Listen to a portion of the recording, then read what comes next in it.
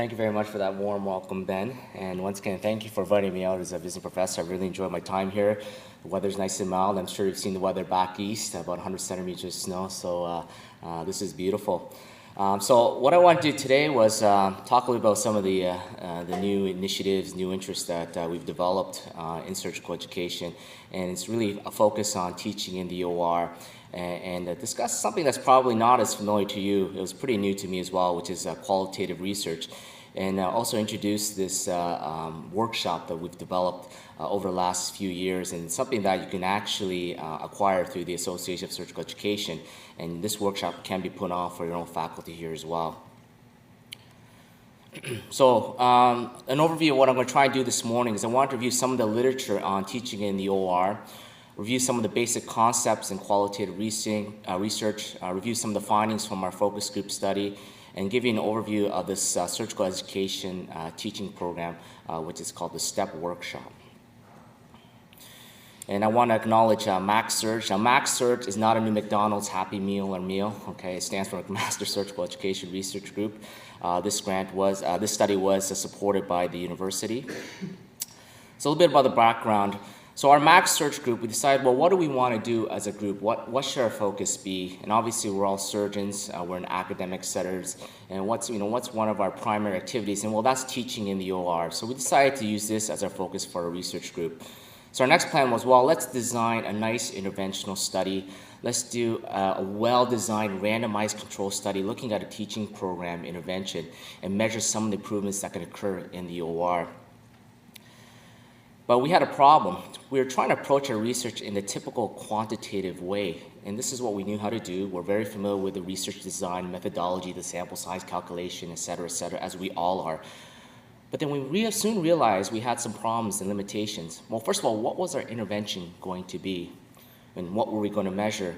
And then that brought us back, well, what's the current status of teaching in the operating room? What's out there? Well, we found there's very little published on teaching in the OR. So here's some of the key studies that I was able to pull out. Patricia Lyons, she is a psychologist, MD from Australia. She did a study, a qualitative study, where she did in-depth interviews as well as observations in the OR with medical students. And she was trying to observe what characterizes the successful medical students. So who are the ones who really thrive and do well in the OR? So the medical students who found the OR of value to learning were successful at managing demands of the working environment, the emotional impact of surgery as work, managing the educational tasks, determining the learning objectives relevance, and managing the learning and social relationships of working in the operating theater. So when the medical students come into the OR, it's a very intimidating environment. The first thing they have to learn to do is manage themselves and try to manage and try to incorporate themselves into the team. So that I thought was quite an interesting study. But once again, this is from a medical student's perspective of what happens in the OR. Cole from UCLA, he actually did a survey of 4th and 5th year residents across the United States, and these were surgical residents. He got back about 756 surveys for about a 62% response rate. And what he wanted to do is he wanted to look at resident satisfaction. So what made the OR a very satisfactory experience? And these were the things that he found in the study. When the resident was being the operating room in the major surgeries. Makes sense. The residents love being the primary surgeon. Attendings that cited the medical literature support the decision regarding patient care. So they liked discussions of evidence-based medicine during the operating.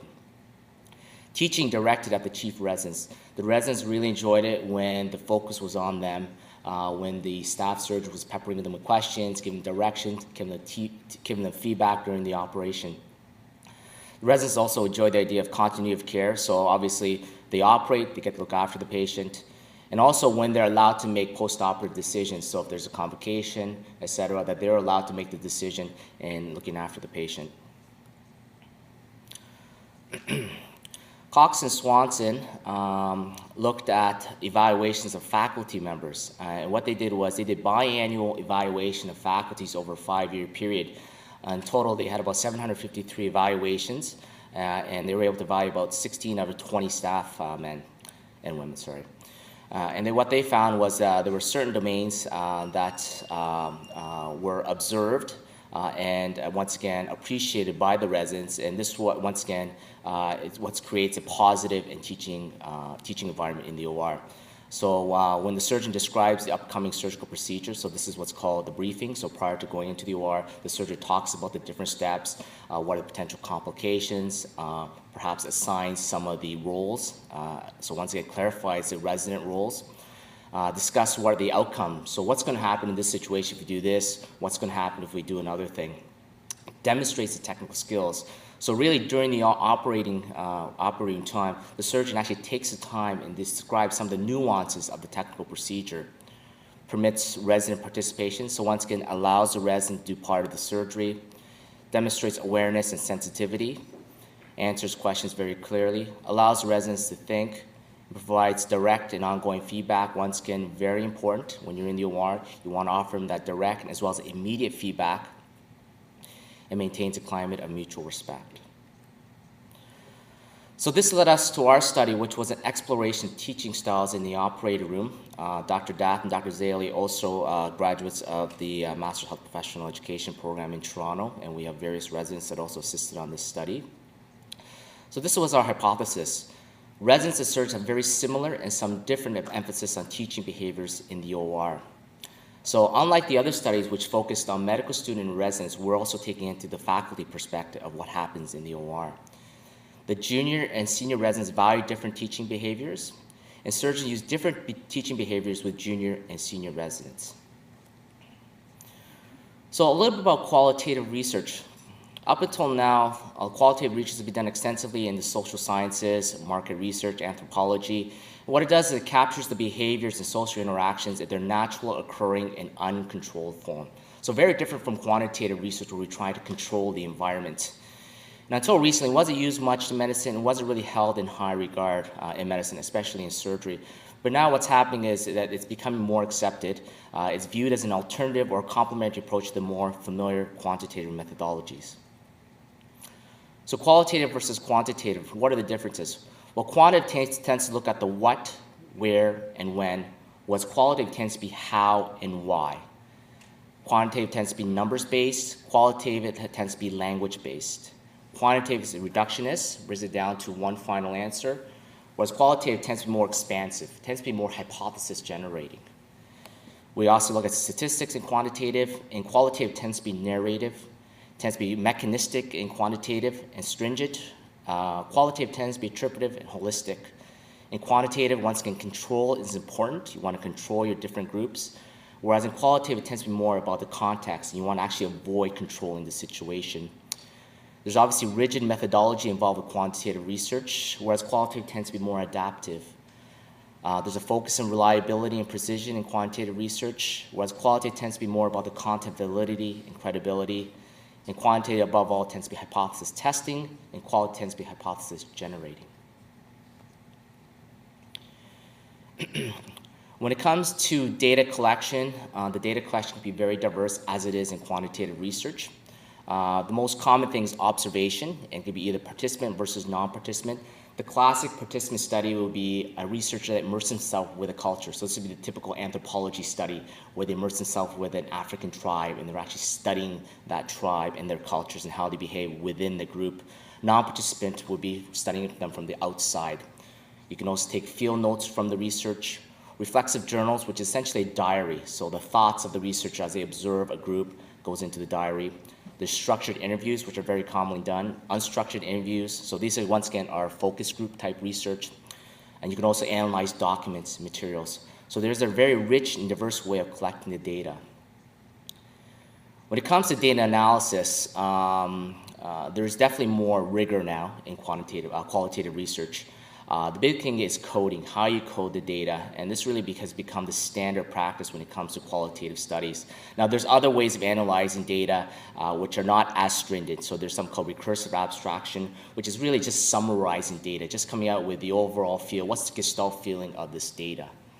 And we have software to help us with this type of research. This is very important, the validation. So once we have the data, once we have the coding, we do is we go back and we validate it. So it's reiterations. So we have members look at the data. So we have the people of the from part of the study group come back with the data. We look at we do interview corroboration. We do debriefing with the actual focus group. We should be able to audit and confirm this data, balance. Negative case analysis, when we go back and look at information data that doesn't really support our hypothesis and look at some of the outliers. And it comes to presenting the data. Classically tends to be narrative, so we basically just come out and just present it, sometimes like a story, but also with more rigor, we're starting to present this like a hypothesis and hypothesis support. So once again, taking a little bit from the quantitative side. There's 4 essential aspects of a qualitative analysis. Participant selection is critical, so you have to justify why you chose that subject group. The data collection methods must be appropriate for the research objectives and setting. I think that's pretty straightforward. The data collection process must be comprehensive enough to support rich, robust descriptions of observed events. So once again, when we're collecting data, we're not just recording data, we're writing it down. We have transcribers, we analyze it. We try to collect the data from multiple views so we have as much data as possible. The data then must be analyzed and is corroborated by multiple source information, usually by more than one investigator of the study. There's member checking, and there's comparisons to existing social themes. So we go out and see if there's any other concepts that have been utilized and see whether or not the data corresponds or agrees with some of the notions that are out there already. So coming back to our study, with our methodology, we decided to use a focus group. We do what's called purposeful sampling. So we decided to focus on surgical residents. We also decided to focus on surgical faculty. These were 1-hour focus groups. They're facilitated, so we audio recorded the focus groups, we transcribed the focus group, and we also took field notes. So that was our data collection. In total, we have 40 residents and 40 staff for the study, and we sought staff and the residents from all the different academic centers in Hamilton. Sample size calculation, it's a little bit different from quantitative studies. What we do is we look at saturation. So when do we expect we'll have saturation, Dave? So are we going to get any more useful data out of these focus group? And what we found was by the 6th or 7th group, we saw repetition. So when we went and looked back at the coding, we noticed the same themes were coming up over and over again. So at this point, we felt that we could stop. So in total, we used about 10 resident groups and 10 search groups in total. So once again, 40 participants from the resident side and 40 participants from the staff side. All these residents and faculty were from McMaster. We also sought RIB approval from the study, and we also got consent from all the participants. So these were the questions that we used. So we had a facilitator's guide for the focus groups. And we tried to, once again, focus the thinking, the discussions around teaching. So this is for the staff. How do you teach residents at different levels of training? How do you provide feedback in the OR? What are your best and worst teaching experiences in the OR? How do you involve the residents in the OR? How do you improve resident motivation? Describe effective and ineffective teaching strategies in the OR. What is the ideal education environment? And summarize your operative teaching philosophy. So once we gather the data, we're able to manage the data.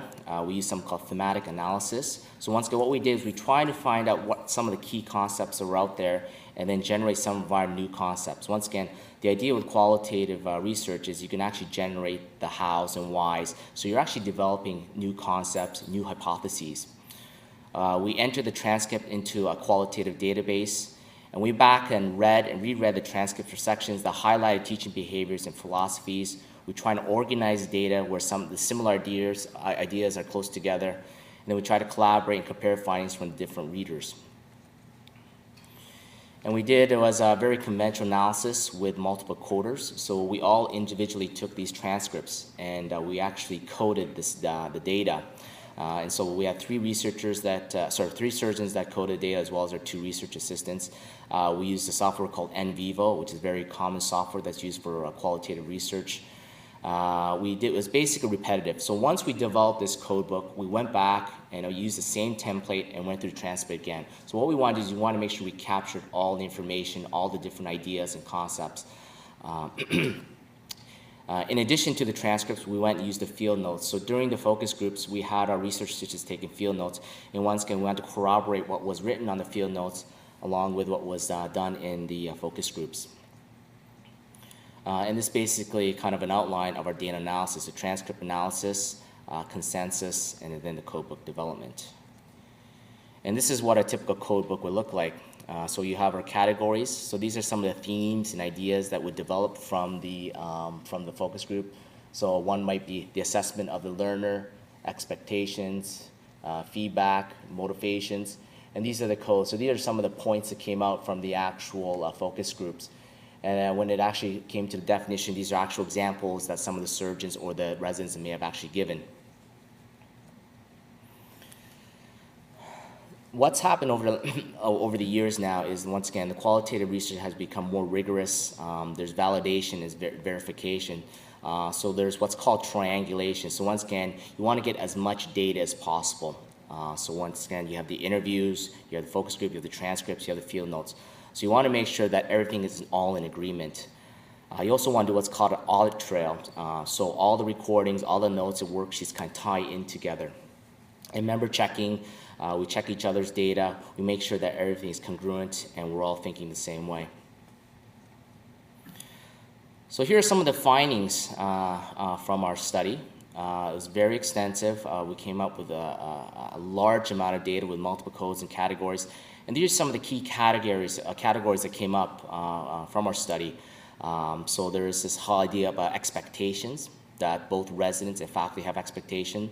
The issue of feedback, both the residents and the faculty raised the need for feedback, management of the time, management of the flow in the OR, preparation both on the resident part as well as the faculty part, the responsibilities of the teacher, the rewards of teaching, the assessment, some of the informal and formal assessment that goes on during the OR and afterwards, some of the teaching techniques, some of the nuances and motivation.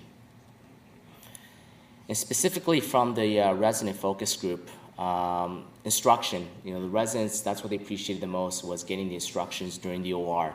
Obviously getting feedback, getting questioned. Residents actually enjoy being questioned during the OR, believe it or not. I think a lot of them found that that's a very good learning experience as long as it's done in a very well-mannered fashion.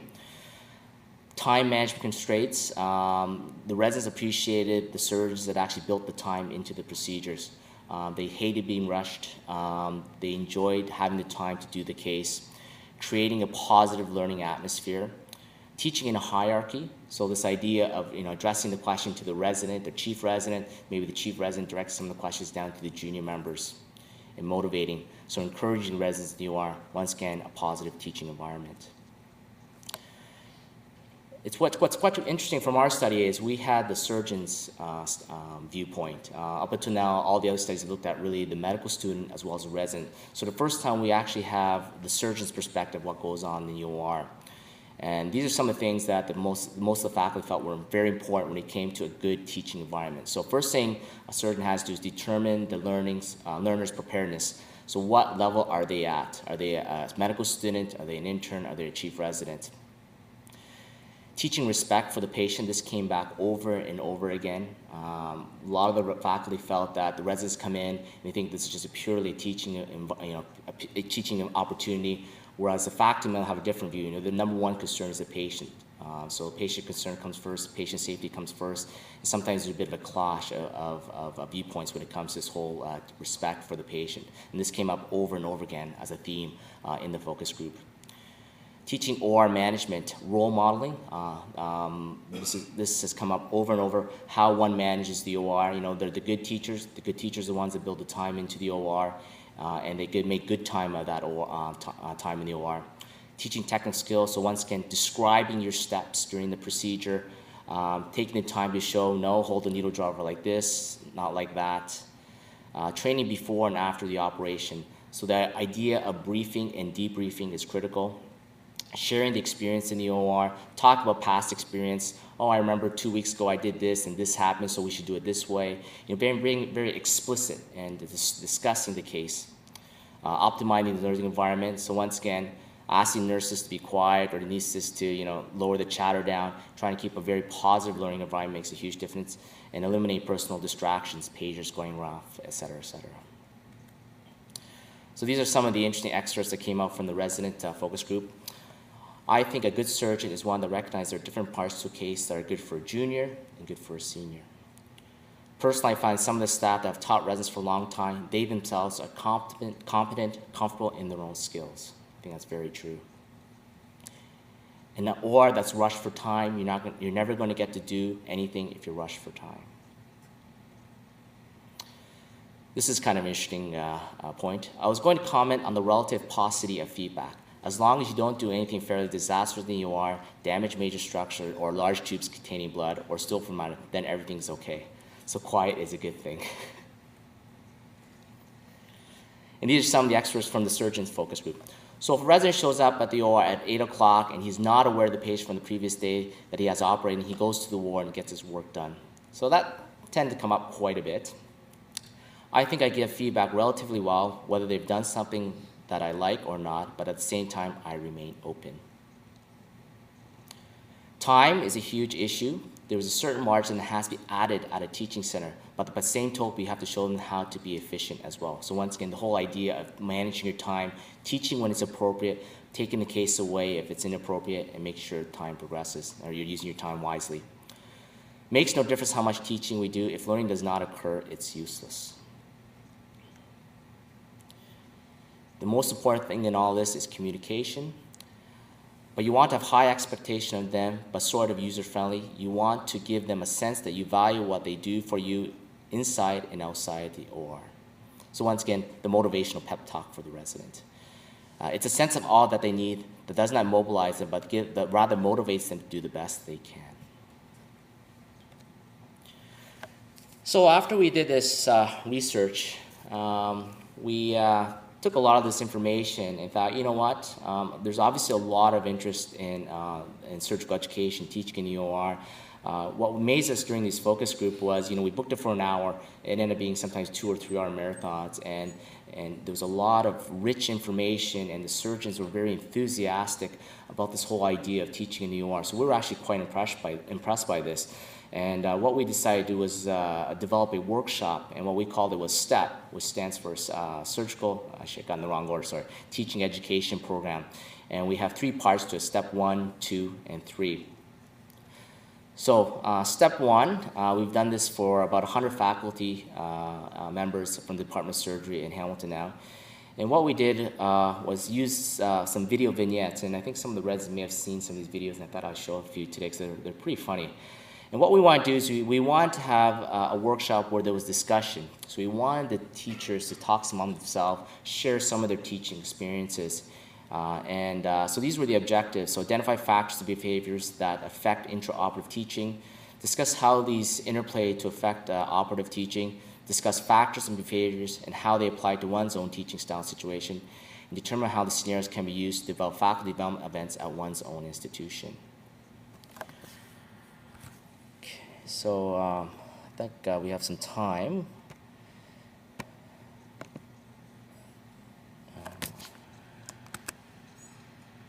There you go. There you go. I went to sleep. Yeah, I just went to sleep. Oh, how do I get to just the menu? Actually, that's fine. We can do this. Yeah. So, okay, so Michael, you've probably seen some of these injuries already, have you? Yeah, I've seen some ankle fractures before. So what can you tell me about ankle fractures? I know roughly 80 million happen per year. There's quite a significant burden on the healthcare system if left untreated. Per population... More simple. Can you tell me anything about the anatomy? No, classification, not really. Describe the injury, anything at all? I know blood supply is an issue. Okay, so that's a good start. Try and go through some things before Dr. Smith actually gets here. Maybe we'll look at some x-rays. What did you want to do again? Population health. Oh, excellent. Smith will be all over that. hopefully this is a junior case for me, so hopefully he'll let me do a lot, and I'll be able to explain as we go, okay? Great. Maybe we should look at some things before he actually gets here. Perfect. Good afternoon, gentlemen. Morning, Dr. Smith. Junior, how you doing? Good. What was your name again? Bob, actually, sir. Bob, have we worked together yet? Yeah, 6 months, sir. 6 months. Right, well, you must have screwed up that bad, otherwise I remember you. And who's this here? This is actually one of our key medical students. Just came on service. His name is Michael. Michael, wonderful, excellent. Well, I guess you'll be fixing my ankle 30 years from now, God forbid. But anyways, let's get going. Let's get scrubbing. Come on. Okay, Bob, are you ready here? I think we're ready, yeah? Okay, well, grab a knife. Let's go. Skin knife, please.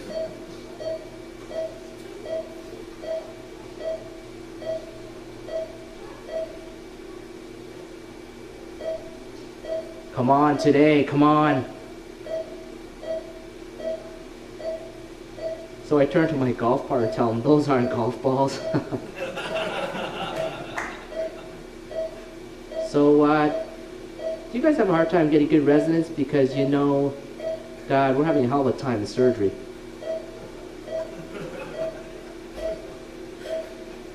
Can I have the Holman, please? No. Holman. Yeah, so, how's the family? Okay. Okay, that. It's not working. I'm just not exactly sure what I should be.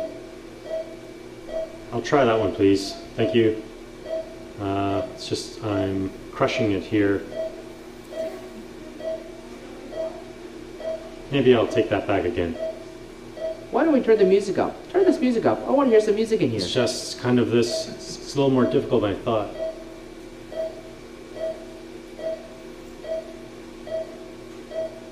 Whoa, whoa, whoa, cowboy, hold on. Slow down here. Slow down. What? Well, I thought What's going on here? that's good as I can get it. Good as you can get it, eh? Well, That. I think if I could just go right in through there. No. What are you doing here? Just slow down. Slow down. Let me take over here for a bit, okay? Okay? Nothing there. I can't see. I can't see. I can't see. Bob, I really like to commend you, you know. I think you did a great job finding all those perforating vessels. If this patient survives, you'll be very lucky, and so are we. A lot of blood was lost today.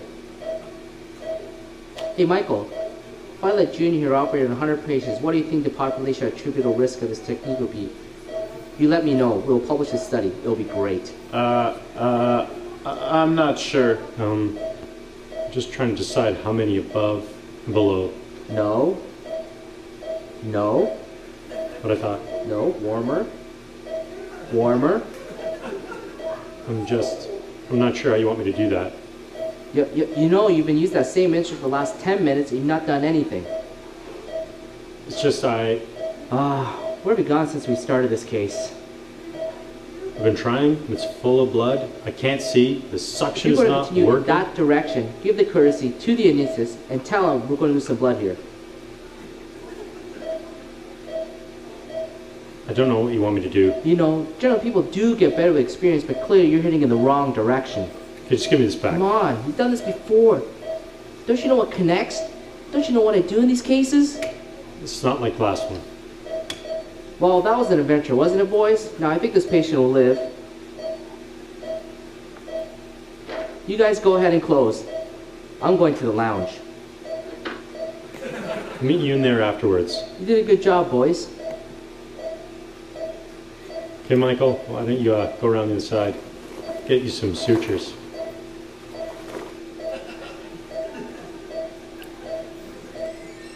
Okay, maybe we'll just... So, kind of a harsh vignette, but a lot of these videos are very contrived, obviously, but it's really to serve as a focus or a starting point for discussion. So what do you think of that? What are some of the issues that are going on in there? Some of the themes? Ben, what do you think? There's no direction by the surgeon. Yeah. It's obviously proper. Yeah. Exactly. Yeah. So So there's always this issue once again of the lack of feedback, a lack of attention from the surgeon. Really, he was a really horrible surgeon. Like, he was not a real good teacher at all. He's joking around, he's talking to the to the nursing staff. So these are a lot of themes that came up from there, and obviously with the workshop, becomes very rich, and there's a lot of tangents that come away from these videos. I think we're okay for one more video. What's a good one here? I think you're right. We'll do this one here.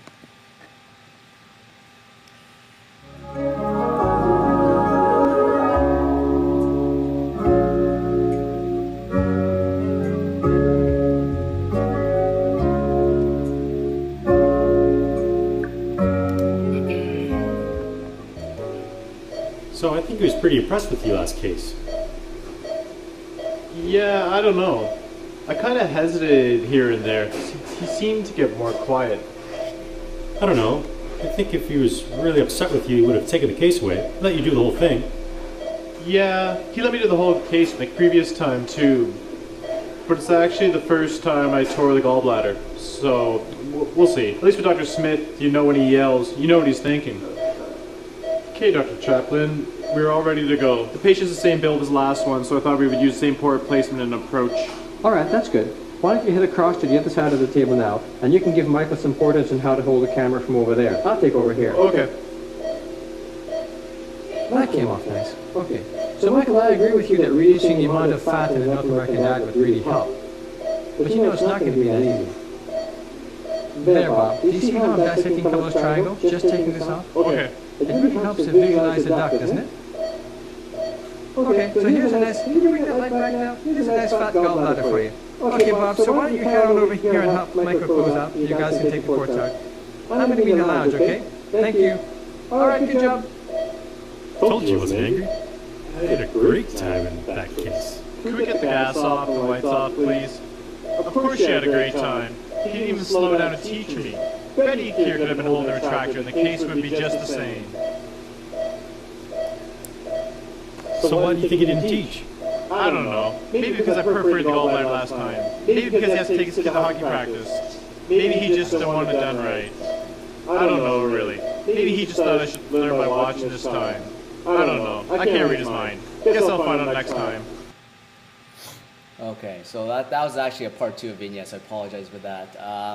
Just kind of the end. We'll do a urology one here. This is one of my other colleagues. We'll do this one. This is a pretty funny one as well.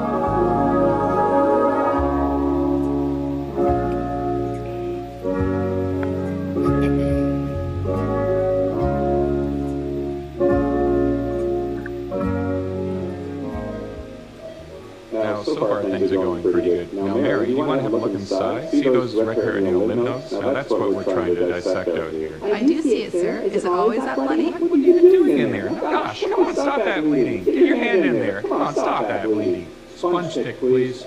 I'm not sure what's going on. I thought I was being really careful.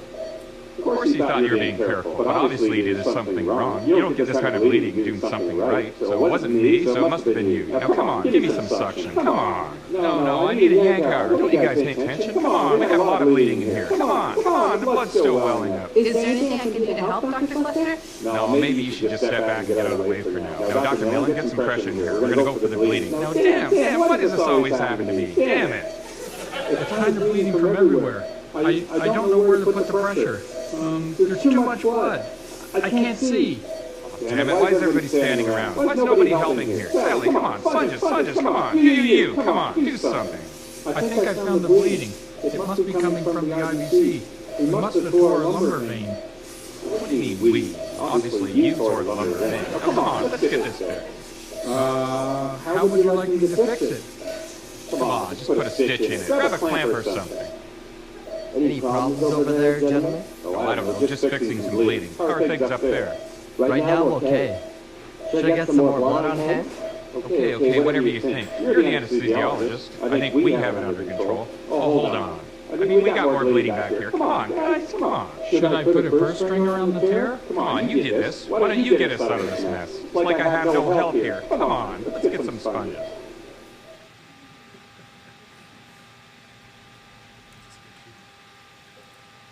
So there we have the blaming surgeon, obviously not very helpful once again, yelling and screaming. Well, so far pretty good. Moving right along. Part two. Aaron, you want to have a look in here? Those are the retroperitoneal lymph nodes. I we're see trying to them. I dissect see off them. here. But there's some blood pooling in the belly. Is that normal? Terry, you must have pulled the lumbar off the IVC. That would certainly explain this kind of bleeding. Now we're going to get control. Now, Sally, some sponges, a sponge stick, Tabaki, we're going to control this bleeding. I think we have control now, but the deep end of the vein is really buried.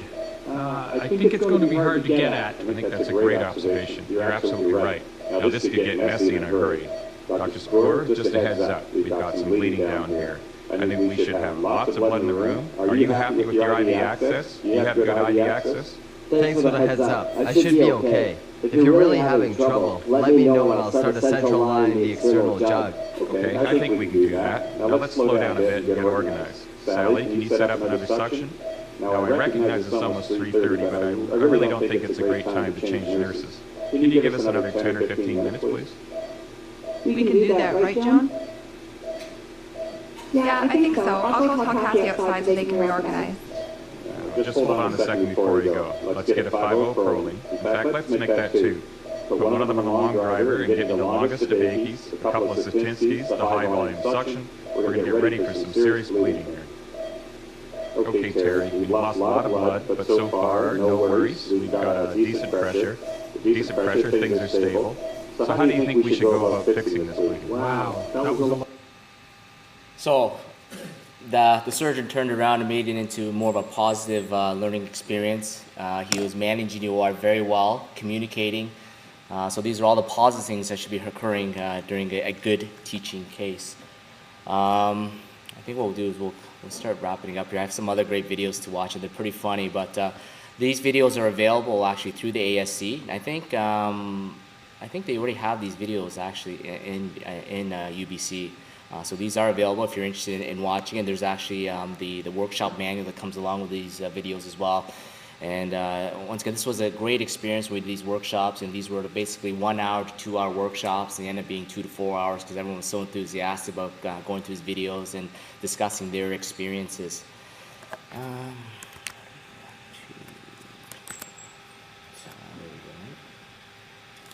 Get back to the PowerPoint there.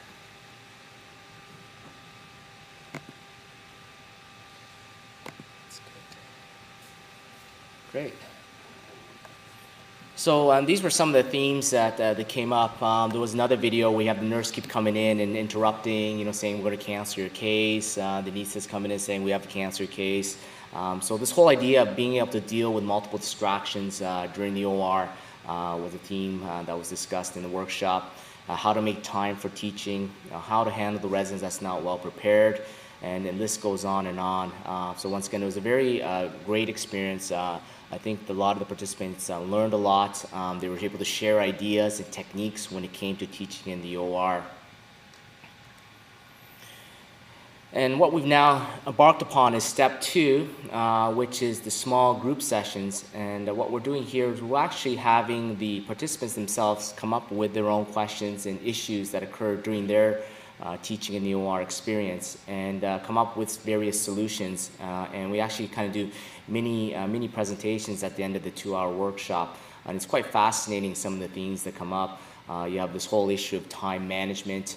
You have this whole issue of delegating.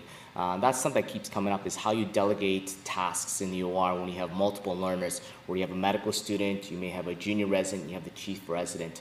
So the whole idea of delegation, and also dealing with the unmotivated or unmotivated residents. What do you do in that situation? And step 3 is going to happen this spring, when we're going to start discussing some of the theory around teaching, and hopefully everything will go back to the OR, and we'll see some improvements in teaching.